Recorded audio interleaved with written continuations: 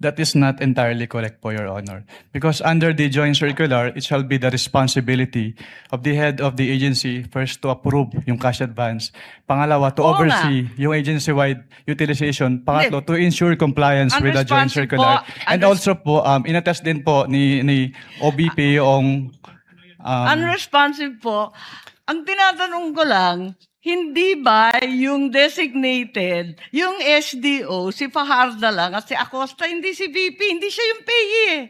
Ang liwa-liwanag. pero ang sinabi niyo po kanina yung accountable officer. Kaya nga, so yung accountable officer, yung SDO, nasa JCV Hindi lang yan po eh. si SDO po yung accountable Hindi, officer, or. Your Honor. Ang sabi doon, head of agency or person designated. Oo, ang liwanag sa definition ng joint circular. Mag-yes or no ka lang. Kanina ka pa inaaway mo ko lagi. Sorry po, Your Honor. You have 2 minutes. Thank you very much, Presiding Judge. Okay, kanina sinabi mo na hindi ka umabot doon sa notice of disallowance pero andun pa rin sa ICBAO nung na-release yung notice of suspension, di ba? Yes po, Your Honor. Okay. So, doon sa notice of suspension, katulad ng disallowance, nasabi mo, kahit wala ka na ron, you were made aware kasi nabalitaan mo, pinagbawal ba ng COA yung mga confidential expenses dahil peke o fictitious, gawa-gawa lang yung mga AR? Anong pong notice yung tinutukoy niya po, Your Honor? Doon sa mga AR ng OVP, meron bang sinabi na gawa-gawa lang, hindi tunay, peke? Dahil hindi po yan yung focus ng audit namin, wala po may basis para magkaroon ng findings po doon sa mga sinasabi niyo. So ang sagot, no. Walang sinasabi na fictitious yung AR. At doon sa AOM, pati sa suspension, gano'n na rin sa ND, sinabi ba ng COA na yung AR and documentary evidence of payments, yung DEP, peke, falsipikado, huwad? Since hindi po yan yung focus ng audit po namin, wala po kaming findings about that, Your Honor. Sinabi ba doon na falsipikado yung DEP at saka yung AR? Na it was forged, kumbaga? Wala pong ganong findings, Your Honor. Wala rin, di ba? At doon sa mga pangalan ng mga recipient ng award, tama ba ako sa pagkaintindi na hindi rin sinita ng COA yung mga kakaibang pangalan tulad ng Mary Grace Piatos, Andy Lim, etc. Ang sinabi at binanggit talaga ng COA yung mga datos na hindi tumutugma. Tama ba? Since what we did is compliance audit po at wala namang provision yung circular as to the use of aliases, yes po, wala po kaming findings Kasi about that. sabi mo nga, neither allowed nor prohibited. Tama po. So, doon sa AOM at sa notice of suspension, the names of these reward recipients was never raised by COA. Di ba? Yes po. Tama. Dahil nangyayari talaga na kakaibang pangalan ang binibigay kapag confidential or intelligence fund. Kaya isa pang tanong ko, dun sa notice of suspension, pati na rin sa ND, ang pagkaintindi natin, final ba ito o hindi? Kapag sinabi po kasing notice of disallowance under the joint circular, meron na pong obligation to restitute agad. Tama, final siya sa COA.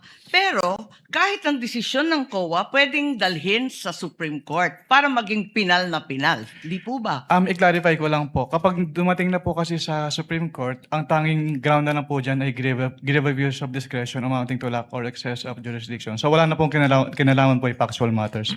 Ganun nga, talaga naman na matters of fact, hindi naman rin na-raise sa Supreme Court, tama ka doon. Pero hindi pinal. Pwede nga din sa Korte Suprema. At no point are these final. I-clarify ko lang po, yung decision po ng COA to restitute ay hindi po apektado nung pag-file sa Supreme Court. So kahit mag-file po sila ng petition for certiorari sa Supreme Court, kailangan na po nilang ibalik kaagad. Kasi yung pendency po ng petition for certiorari, hindi po niya na-stay yung obligation to restitute. Naintindihan natin yon, pero hindi pa tapos ang kaso. Pwede pang dalhin sa Korte Suprema, hindi po ba?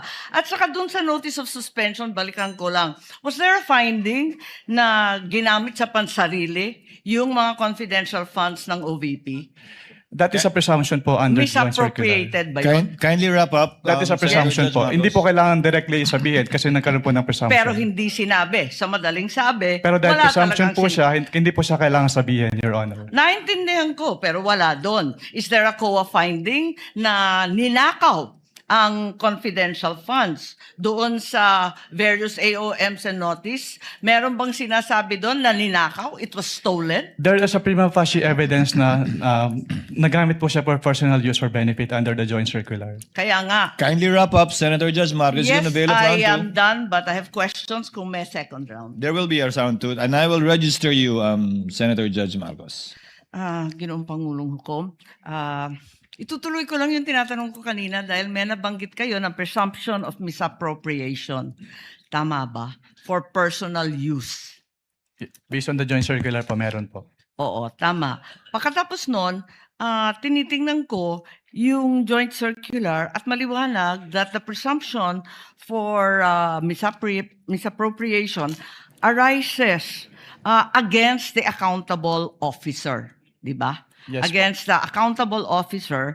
Sino ang accountable officer? Maliwanag naman yung joint circular. Sa 3.1, sabi, yung officer whose duties permit or require possession of government funds. Hindi ba? Based on the joint circular po, may ganyang provision. Oo. So yung SDO talaga, yung Special Disbursing Officer has the possession, the custody. Tama yun, di ba? Yes po. O kung ganon, if the presumption na personal use ayon sa 8.3 ng Joint Circular, failure of the accountable officer to liquidate any public funds is tantamount na nga to that presumption. Hindi Yes, po po. ba? Yes, So, ang tanong dito, sino ang accountable officer dito sa sitwasyon na to? Kasi ang liwaliwanag na hindi naman si Vice President ang payee. Hindi naman sinasabi na nasa kanya yung pera. Ang liwanag sa inyong joint circular that the Special Disbursing Officer is the one who was designated by the head of agency to have custody, di ba? And in the case of the OVP, si Acosta yon. In the case of DepEd, hindi ba si Fajarda yon? That is not entirely correct po, Your Honor. Because under the joint circular, it shall be the responsibility of the head of the agency first to approve yung cash advance. Pangalawa, to Oo oversee yung agency-wide utilization. Pangatlo, to ensure compliance with the joint Unresponsive circular. po. And also po, inattest din po ni OBP yung Unresponsive po. Ang tinatanong ko lang, hindi ba yung designated, yung SDO, si Fajarda lang at si Acosta, hindi si VP, hindi siya yung payee eh. Ang liwaliwanag. pero ang sinabi niyo po kanina yung accountable officer. Kaya nga, so yung accountable officer, yung SDO, nasa JCD Hindi lang yan po eh. si SDO po yung accountable Hindi, officer, or, Your Honor. ang sabi doon, head of agency or person designated. Oo, ang liwanag sa definition ng joint circular. Mag-yes or no ka lang, kanina ka pa, inaaway mo ko lagi. Sorry po, Your Honor. But hindi po ako pwedeng mag-answer categorically since yun nga po yung provision But it's nung- categorical. na yes or Why don't either you go yes back or to your either joint no po. circular? Yo po. Kapag sinabi po kasing Doon categorical, sa it's either yes definition, po. ang or- liwaliwanag, SDO kapag na-designate ng head of office, di ba? But hindi po kasi doon na nalilimit lang yung term na accountable officer kasi may other provisions na applicable pa din po with respect to the term accountable officer. Asan? Kasi napakaliwanag doon sa definitions at napakaliwanag sa 8.3 ng joint circular. Yun nga po yung na-mention ko kanina. Interpretation na ninyo yun. hindi Pinapalawak po. ninyo andun eh. Head of office, hindi head po of agency, or designated. Hindi po, Your Honor. Kasi yun nga po, nakalagay po doon sa Sabi mo kanina yes, ngayon no naman. Wala po akong sinabing yes po, O Your sinabi Honor. mo kanina oo, SDO nga in charge. Sinabi ko lang po kung ano yung, kinonfirm ko lang po kung ano yung SDO po, Your Honor. Attorney Wamel, kindly avoid arguing with My Senator apologies Judge po, Your Honor. Marcos. Sige Sorry. po. And kindly wind up, Senator Okay. Judge Marcos. Pwede lang itanong kasi nalito ako kahapon. Kahapon sinabi mo na si VP Sara lang ang first and only vice president that you audited na may confidential funds. Hindi ba? Sinabi mo yun, di ba? Yes po, Your Honor. Tapos kahapon nung pinakita ng depensa yung SARO na si VP Binay noong 22 December 2014 may binigay na 6 million kay VP Binay ang DBM. Alin ba ang totoo sa dalawang sinabi mo magkatunggali? Yung pinakita po kahapon ay special allotment release order po. Ano. So nagkakaroon po ng special allotment release order kapag Alam merong... ko kung ano ang SARO, matagal na, tumanda na po kami sa gobyerno. Pero hindi po kasi yan niliquidate sa ICFAO. So we wouldn't know if it was used Hindi, or pero not. klaro, may katibayan na hindi ka isa-isang VP, si VP Sara. Your Honor, since hindi po nagsabit ng liquidation, Teka. hindi rin po... Teka, nandun ka na sa ICBAO noong 2014, sabi mo, di ba? Yes po. O kaya nga, Opo. o di kahit si VP Binay may confidential funds, the only VP audited was VP Sara. Ganun ba yon? Since si VP Sara lang po yung nagsubmit ng liquidation. Pero Ba't hindi mo alam? if I may clarify po. Ba't hindi Wind mo up. alam? Nandun ka na noong 2014. Dapat Opo. alam mo yun eh. If I may clarify po, Your Honor. Since wala pong budget dun sa GAA as to confidential fund at hindi naman po nag-liquidate si BPB9 nung kanilang confidential fund. So hindi po namin alam kung ginamit at hindi na po nakarating sa Hindi, COA ang yung tanong, SARO po. nabigyan ng confidential funds, humingi at nabigyan. May SARO eh. We wouldn't know Yun if lang it is naman ang used po. tanong eh. Of course, you know, may SARO. Sinabi mo nga, totoo yung sarong yun.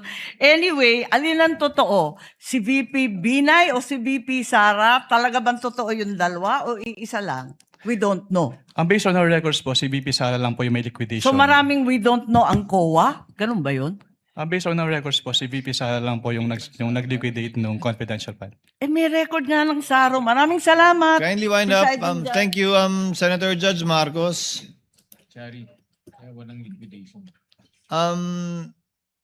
To clarify and finish that point, if there was no liquidation, there is nothing for COA to look at. But it's possible that indeed confidential funds were given to the former Vice President Binay. Yes po, Your Honor. So from your end, alam mo lang, wala kasi walang pinaliquidate sa inyo. Yes po. And wala din po siya sa GAA po ng 2014, Your Honor. Pero kung may SARO nga, na pinakita sa iyo kahapon at mapatunayan nila, ibig sabihin nun, meron pero walang niliquidate sa inyo. Maaari po, Your Honor. Pwede po. Yun lang naman yung tanging rason, di ba? Apologies po, Your May apologies hindi po, Senator na-release. Ivy. So, Next,